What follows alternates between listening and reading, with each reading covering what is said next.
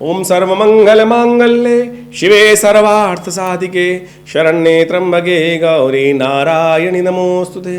नमस्कार, स्वागत है आपका हमारे इस खास चैनल आचार्य वाणी में और मैं आचार्य डॉक्टर विक्रमादित्य आपके साथ हूँ। ग्रहों का योगा योग क्या खेल करने जा रहा है आपके लिए, आपको समझ लेना चाहिए। देखिए मिथुन राशि वालों, आपके ग्रह के स्वामी जो है ना बुध हैं, और इस मार्च के मध्य काल में जो विशेष तौर पर बुध का परिवर्तन होने जा रहा है वो थोड़ी शक्ति बुध को देने वाला है, थोड़ी शक्ति देने वाला है। बुध बहुत कमजोर अवस्था में है इस वक्त, यानी पूरे वर्ष में जब सबसे कमजोर अवस्था में चलते हैं बुध, तो यही समय चल रहा है। बुध मीन राशि में चल रहे हैं, अस्त स्थिति में चल रहे हैं और इस मार्च के मध्य काल में परिवर्तन की तरफ जाएंगे, थोड़े उदय हो जाएंगे। लेकिन यदि आपने कुछ खास उपाय कर लिए तो बुध को शक्ति देकर आप अपनी चीजों को ऑर्गेनाइज कर सकते हैं। मिथुन राशि वालों के लिए ग्रहों की स्थिति ऐसी रही है इस बार कि डगमगाती स्थिति दिखाई दे रही है। हाँ ना करूं ये स्थिति मन में लगातार परेशान करने के योग दे सकती है, होनी है, बन रही है स्थिति ऐसी, क्योंकि सारे ग्रह परिवर्तन की तरफ जा रहे हैं। मार्च के मध्य काल में शनि उदय होने जा रहे हैं, वो परिवर्तन का योग। मंगल अपनी राशि बदल रहे हैं, सूर्य अपनी राशि बदल रहे हैं, और साथ साथ जैसे अब बुध बताया उदय होने जा रहे हैं। तो ग्रहों का योगा योग भी योगात्मक स्थिति में जा रहा है बहुत सारे, यानी सब नौ के नौ ग्रह कहीं ना कहीं परिवर्तन की स्थिति में जा रहे हैं। तो समझ लीजिए ऐसे में क्या योग बन रहा है।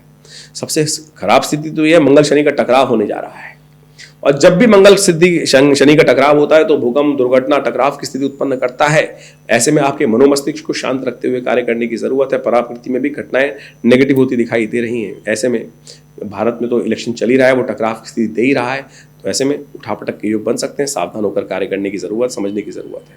सूर्य और राहु की युति भी हो गई है गोचर में। देखिए ये भी सूर्य राहु की युति पाप ग्रहों के संग आके जिस प्रकार के उन पाप ग्रहों के मध्य में बनी है युति, ये विशेष तौर पर अनहोनी का योग बनाती है, साथ साथ विरोधाभास स्थिति उत्पन्न करने के योग देती है। तो आपके मनोमस्तिष्क में कोई विरोधाभास ना हो, क्योंकि बुध भी आपका कमजोर चल रहा है, आपकी राशि का स्वामी। तो ऐसे में आप सही चुनाव करने के लिए आपको कुछ खास उपाय करने की जरूरत है, समझ लीजिएगा, सिलसिलेवार तरीके से समझे।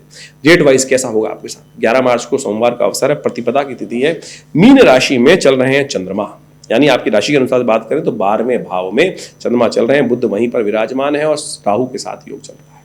राहु के साथ चंद्रमा आकर मन में कहीं ना कहीं कष्ट देने के योग देता है, लेकिन एक बात ध्यान रखिएगा, विरोधी आपका कुछ बिगाड़ नहीं पाएंगे यदि आप सही से काम कर लें तो सही तरह अपने आप को आश्वस्त करके दुविधा हटाइए। बस इस बात का ध्यान रखें, कुछ खास उपाय है करने का प्रयास कीजिए। शिव पर बिल्वपत्र अर्पित करें, भांग अर्पित करें, शिव पर भांग करके विजय का योग बना सकते हैं।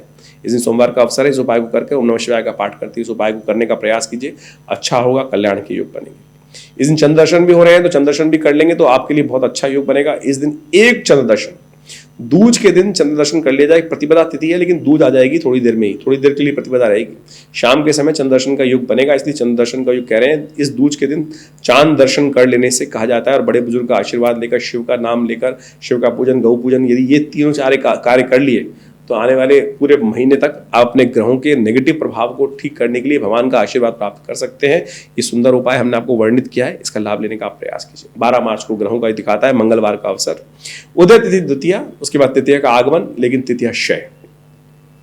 फुलेरा दूज का योग तो है, अंशुज साया तो है, लेकिन तृतीया क्षय होने के कारण से, क्षय तिथि के कारण से इस फुलेरा दूज का महत्व कम हो गया है। अंशुज साया नहीं बना, नया कार्य आरंभ करने के लिए दिन पूरी तरह से शुभ नहीं है। इस बात का ध्यान रखते हुए कार्य कीजिएगा, इस बात का ध्यान रखना बहुत जरूरी है।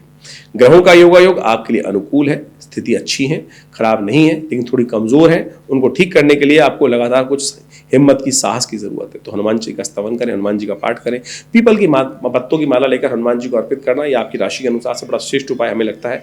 इसको करने का प्रयास करना चाहिए, अच्छा रहेगा आपके लिए ग्रहों की स्थिति। रेवती नक्षत्र इस दिन विद्यमान है, गंडमूल है, कोई नया जातक जन्म ले रहा है तो उनकी मूल शांति अवश्य करा लीजिएगा। अगले दिन भी अश्विनी नक्षत्र रहेगा तो वो भी विशेष तौर पर ध्यान रखते हुए कार्य करें। ये 2 दिन गंडमूल नक्षत्रों का योग है, रेवती और अश्विनी का, नए जातकों के लिए। और वास्तविक तौर पर कोई भी उम्र में, बहुत सारे लोगों को पता ही नहीं होता हम गंडमूल नक्षत्र में जन्म लिए हैं, और फिर अननेसेसरी दिक्कत होती रहती है लाइफ में।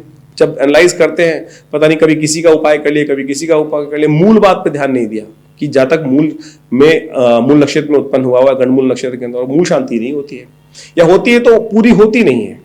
तो ऐसे में सही विधि के अनुसार से यदि आपने मूल शांति का 27,000 जप कर लिया, मूल शांति मंत्र का 27 दिनों में, इस नक्षत्र से आरंभ करके अगले 27 दिन बाद जब आएगा तब तक हर रोज 1000, और उसका दशांश हवन नित्यपति, तो देखिएगा आपका मूल शांति होकर ग्रहों का शुभ प्रभाव आपको प्राप्त होने के योग बन जाएगा। नहीं तो ग्रह बैठे रहेंगे शुभ अपने घर, लाभ होगा ही नहीं, बंद ताला बंद रहेगा तो फिर कहां से खुशबू फैलेगी। तो इस बात का ध्यान रखते हुए उपाय करें। किसी भी उम्र में मूल शांति करा सकते हैं, सही रूप से कराएं तो बहुत सुंदर होगा। 13 मार्च को ग्रहों का योग दिखाता है बुधवार का अवसर, चतुर्थी तिथि। इस दिन बुध होने जा रहे हैं उदय। ये थोड़ी शक्ति का संचार करेंगे, अच्छा रहेगा आपके लिए। आपके ग्रह के स्वामी जो हैं, आपकी राशि के स्वामी जो हैं, ये बुध ग्रह हैं और ये थोड़े से शक्ति देने वाले हैं, लेकिन क्षीण हैं, कमजोर हैं। ऐसे में बुधवार का अवसर है, गणेश जी का स्तवन करें, गणेश जी को पीले पुष्प अर्पित करें। गणेश जी का ध्यान करने से बुद्ध की स्थिति अच्छी हो जाती है। बुद्धि के देवता है बुद्ध भी विशेष तौर पर बुद्धि के देवता हैं। गणेश जी का स्तवन करें, ओम गंगणाधिपतये नमः इस मंत्र का जप करें। हो सके तो भगवान शिव का भी ध्यान कर लीजिए, शिव को भी विशेष तौर बिलपत्र अर्पित कर दीजिए। ये आपके लिए अच्छा रहेगा, उपाय करना अच्छा है, कल्याणकारी रहेगा। 14 तारीख को ग्रहों की स्थिति दिखाती है बृहस्पतिवार का अवसर, पंचमी तिथि और साथ साथ ग्रहों का योगायोग सबसे बड़ा परिवर्तन होने जा रहा है। सूर्य नारायण परिवर्तन की तरफ जा रहे हैं। शनि के घर को छोड़कर वो बृहस्पति के घर जा रहे हैं और बृहस्पति के घर में जब जाते हैं सूर्य महाराज तो खरमास का आरंभ कर देते हैं। नए कार्यों के लिए दिन बंद। विशेष तौर पर कहा जाता है बिल्कुल कोई मुहूर्त नहीं करना चाहिए। विशेष तौर पर उत्तर भारत में तो खासतौर पर इस बात की मान्यता है। उत्तर क्षेत्र के अंदर अलग अलग क्षेत्रों के अनुसार से योग है, तो उत्तर भारत के अंदर खासतौर पर इस बात का ध्यान रखना चाहिए। दिन अच्छे नहीं माने जाते हैं और ऐसे में ये परिवर्तन का योग आपके लिए जो रहेगा आपकी राशि के अनुसार से आपके लिए हम ग्रहों को समझें तो राहु के साथ सूर्य की युति जो हो रही है ये कहीं ना कहीं द्वंद्वात्मक स्थिति उत्पन्न कर रही है, दिमाग को ठस कर सकती है। सूर्य का उपाय नित्यपति कीजिएगा। सूर्य राहु के साथ जा रहे हैं तो नैसर्गिक दृष्टिकोण से राहु ने विशेष तौर पर ग्रहण योग बना दिया है, तो ये आपके लिए बहुत अच्छी स्थिति नहीं है। ऐसे में नित्यपति सूर्य को अर्घ दें, शाम के समय मूली का दान करें। ये अच्छा उपाय करेंगे तो अच्छा रहेगा आपके लिए। ये उपाय हमने बताया है, इसको वैसे अलग से भी एक वीडियो बनाएंगे हम इसके ऊपर, वो आप बहुत जल्दी देख लीजिएगा और फिर आपको समझने की आसानी होगी। 15 मार्च को ग्रहों की स्थिति दिखाती है शुक्रवार का अवसर, षष्ठी तिथि, कुंभ में मंगल जा रहे हैं। ये एक और विचित्र स्थिति बनती दिखाई दे रही है। कुंभ राशि भाग्य में बैठकर शनि जहां उदय होने के लिए शक्ति सूर्य से हटे हैं, शक्ति बनकर दोबारा आपकी किस्मत जगाने के लिए आए हैं 2.5 साल में, लेकिन मंगल के साथ शनि की युति हो गई है। ये दोनों लट लेकर आपके भाग्य में द्वंद्वात्मक स्थिति, यानी भाग्य में भी खेल खराब करने के लिए मंगल पहुंच गए हैं। ये मंगल नहीं करेंगे, अमंगल कर सकते हैं। ऐसे मंगल को शांत करने की जरूरत पड़ेगी। नित्यपति हनुमान जी का पाठ करें, मंगल को शांत करने का प्रयास करें। क्रांग क्रीं क्रौंग से भौमाय नमः इस मंत्र का जप करें, क्योंकि शनि जागने वाले हैं अगले दिन। अभी सूर्य के साथ अस्त चल रहे थे, भाग्य का लुभाने का योग बना रहे थे।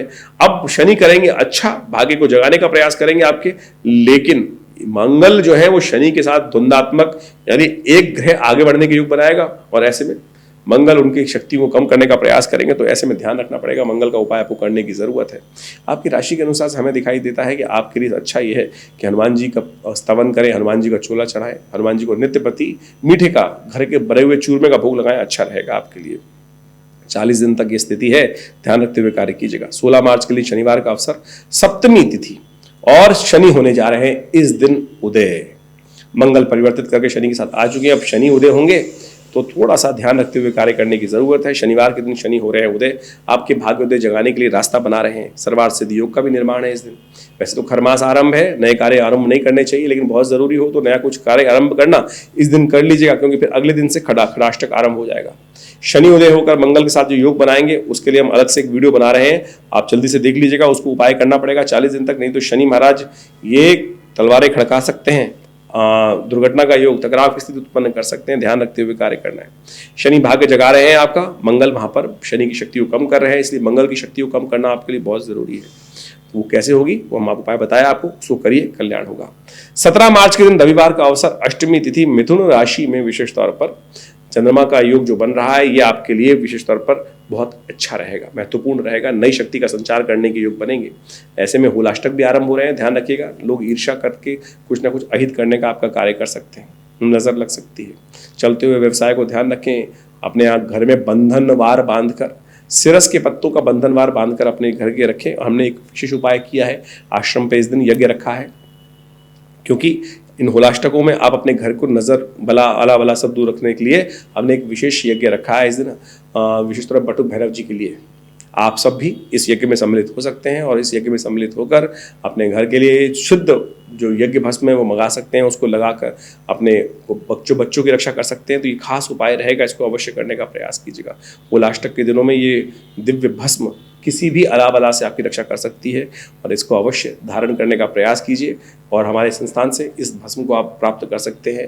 और आपके लिए विशेष तौर पर यज्ञ करके ये भस्म भेज दी जाएगी, उसको धारण कीजिए। मूलाष्टक में कोई अहित करने का आपके लिए रास्ता नहीं बन पाएगा, तो ऐसे ध्यान रखें, कोई अहित करने का कोई कार्य नहीं कर सकता। भगवान बटुक भैरव के मंत्र से सिद्ध कर यज्ञ की ये भस्म हम आपके लिए विशेष तौर पर आश्रम से भिजवा देंगे। अपने फ़ोन नंबर्स जो हमारे नंबर्स हैं उन पर आप इसका विशेष तौर पर पूरी विधि जान सकते हैं।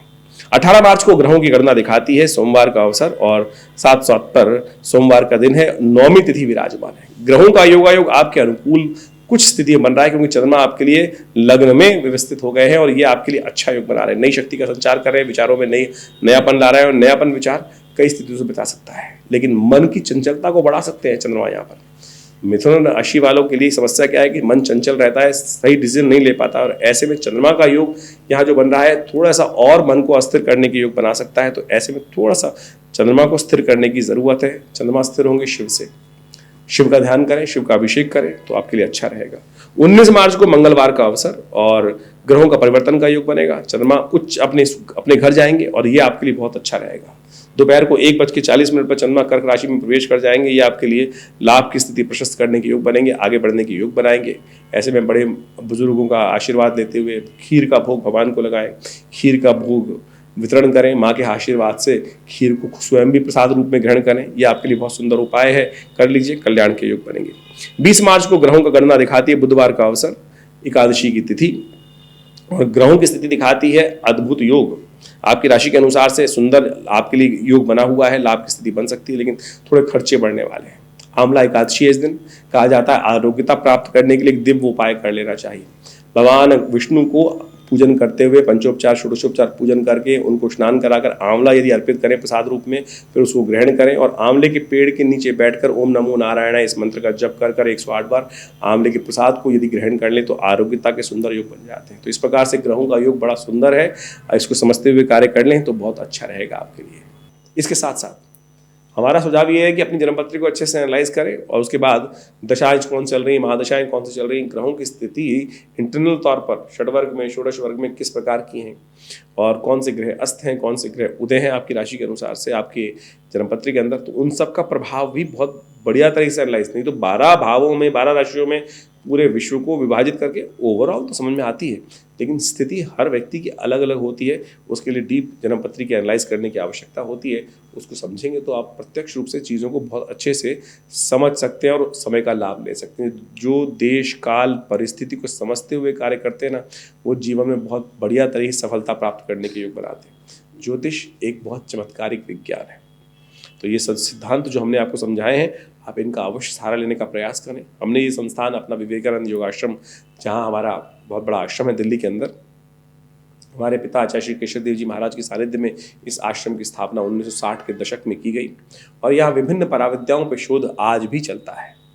विभिन्न पराविद्याओं पर शोध करने के उपरांत चाहे ज्योतिष विज्ञान के अंतर्गत, मंत्र विज्ञान के अंतर्गत, यज्ञ विज्ञान के अंतर्गत, योग के अंतर्गत, आयुर्वेद के अंतर्गत हमने बहुत बड़ा शोध संस्थान यहाँ स्थापित किया है और आज यहाँ पर एक बहुत बड़ा 100 बेड का आयुष का हॉस्पिटल, योग, प्राकृतिक चिकित्सा, आयुर्वेद, मंत्र विज्ञान, यज्ञ विज्ञान, इन सब को मिश्रित कर एक्यूप्रेशर, एक्यूपंचर, जितनी भी भारतीय पराविद्याएं हैं, योग, चिकित्सा विज्ञान है, उन सब का एक शोध संस्थान यहाँ स्थापित करने का प्रयास किया है। ज्योतिष विज्ञान के माध्यम से कैसे आप अपने ग्रहों को समझ सकते हैं, इसके ऊपर भी वर्षों से विभिन्न शोध कार्य चलते हैं और आपको जान के आश्चर्य होगा, भारतीय संस्कृति यज्ञ प्रधान संस्कृति है। हमारे इस विवेकानंद योगाश्रम में आज भी, यानी पिछले करीब 50 वर्षों से नित्य 8 घंटे यज्ञ होता है। आज भी वो व्यवस्था चलती है। हमारे पिताश्री आचार्य श्री केशव देव जी महाराज ने जिस प्रकार का व्यवस्था बनाई थी और नित्य प्रति 8 घंटे यज्ञ होता है। रविवार के दिन और विभिन्न उत्सवों के दिनों में आप उन सब कार्यक्रमों में शामिल हो सकते हैं और विभिन्न मंत्र अनुष्ठान भी करके हमने देखा। ये बात आपको समझने की आवश्यकता है कि लोग महामृत्युंजय मंत्र इत्यादि विभिन्न मंत्रों के अनुष्ठान लोग करते हैं। हमने प्रत्यक्ष रूप से करके देखा, ये चमत्कारिक मंत्र विज्ञान कार्य करता है। यज्ञ के द्वारा यदि अनुष्ठानों को किया जाए तो बहुत बढ़िया तरीके से प्रत्यक्ष रूप से कर्म कर दिखाते हैं। स्वास्थ्य के दृष्टिकोण से कई मुकदमे चल रहे हैं, कई परेशानी है, अलग अलग प्रकार के अनुष्ठान समय समय पर हमने करके देखे। मंत्र बिल्कुल चमत्कारी है, विधि बिल्कुल ठीक है, लेकिन यदि सही विधि से करा ना जाए तो को कार्य नहीं करते हैं और फिर लोगों के मन में अविश्वास भी उत्पन्न होता है। लेकिन हमने अपने संस्थान में यज्ञ इत्यादि को कर कर लोगों के लिए विभिन्न अनुष्ठान समय समय पर करके भी देखा है, तो वो सब 4 कार्य बिल्कुल बहुत अद्भुत तरह से चमत्कारिक ढंग से कार्य पूर्ण होने के योग बनते हैं। इस संस्थान पर माँ भगवती का एक बहुत जबरदस्त शिव विग्रह विराजमान है जो 500 साल पुराना है, और मुल्तान में उनका बहुत बड़ा मंदिर था 1947 से पहले। जब भारत में विभाजन हुआ तो वहाँ से एक महानुभाव हमारे उस भगवती के शिव विग्रह को भारत में लेके आए, और आज हमारा सौभाग्य है कि हमारे आश्रम में, हमारे मंदिर में माँ भगवती का वो चमत्कारी शिव विग्रह जिसका आप दर्शन आप अभी इस वक्त हमारी स्क्रीन पे कर रहे हैं, वो साक्षात वहाँ विराजमान है। चमत्कारी शिव विग्रह भगवती का, देखिए कहते हैं ना पत्थर भी चल के आते हैं। माँ भगवती स्वयं आशीर्वाद देने के लिए हमारे पिताश्री के जीवन में स्वयं पदार्पण किया, और आश्चर्य उनके जीवन में आध्यात्मिक तौर पर परिवर्तन उस दिन से आरंभ हुआ, और हमने वो प्रभाव स्वयं देखा है। माँ भगवती का दर्शन आप भी कर रहे हैं, और आइए विवेकानंद योगाश्रम में माँ भगवती के सानिध्य में यज्ञ में भाग लें। देखिएगा माँ भगवती की कृपा से आपके मनोरथ सिद्ध होंगे, माँ भगवती की कृपा से आपकी मनोकामना सिद्ध होगी। जिन्होंने भी माँ भगवती का दर्शन कर उनके सानिध्य में यज्ञ किया, पूजा की, पाठ किया है, हमने देखा है कि बहुत लंबे समय से अनुभव है हमारा, एक नहीं, दो नहीं, हजारों सैकड़ों लोगों के मनोकामना पूर्ण हुई हैं। आपकी भी मनोकामना पूर्ण होंगी। आश्रम में बहुत सारी गतिविधि चलती हैं, नित्य प्रति, जैसा हमने कहा 8 घंटे यज्ञ चलता है, रुद्राभिषेक चलता है, विभिन्न प्रकार के अनुष्ठान चलते हैं, हॉस्पिटल का एक संस्थान है, गौशाला है, और विभिन्न सेवा कार्य समय समय पर किए जा रहे हैं। उन सबका हम आप सबके समक्ष समय समय पर उन सब चीज़ों के बारे में बताते भी रहते हैं। तो आशा है आप हमारे इस संस्थान में आएंगे। हमारा विवेकानंद योगाश्रम दिल्ली में जमुना पार में स्थित है, और हमारी वेबसाइट्स बहुत सारी हैं, vivekanandnichecure.com, acharyavickramanand.com, इन सब वेबसाइट्स पे आप जाके विजिट कर सकते हैं। और साथ साथ यदि आपको अपनी कोई निजी समस्या का विचार करना है तो उसके लिए भी हमारे फ़ोन नंबर्स आपकी स्क्रीन पर चल रहे हैं, उन पर आप संपर्क साध कर आश्रम पे आकर मिल सकते हैं। धन्यवाद, नमस्कार।